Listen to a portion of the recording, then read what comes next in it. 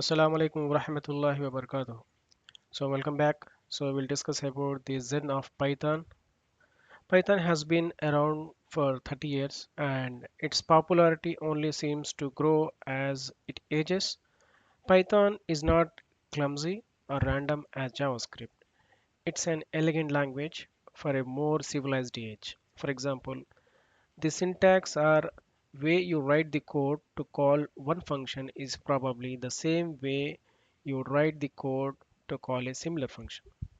The designer of Python tried and in many opinions succeeded in keeping the language simple and consistent.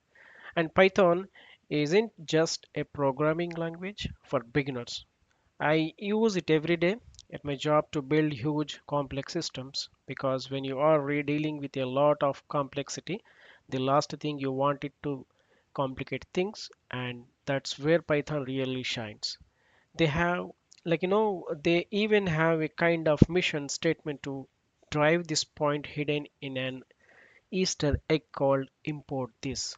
Let's go to the code, open up any terminal and type Python to enter the Python command prompt like let's see type Python enter.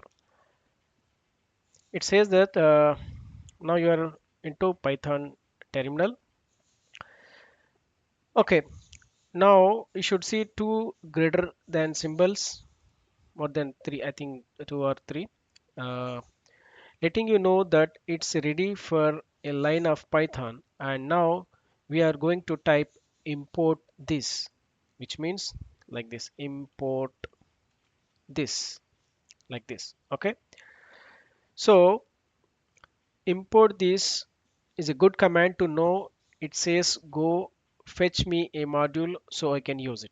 And is the name of module we are importing? Well, learn more about the import statement later, but if you type import this and then hit enter, you're going to get the document, following document. See what it is actually.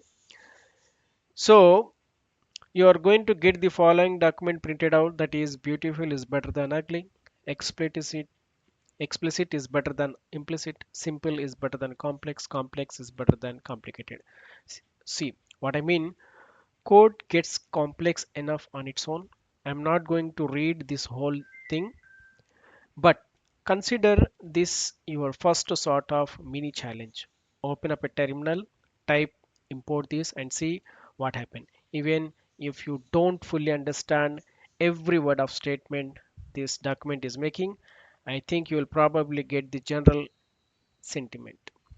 And by the way, if you go back and reread this when you have reached the end of this course, I can almost guarantee that every part of it will make perfect sense, just like Python itself.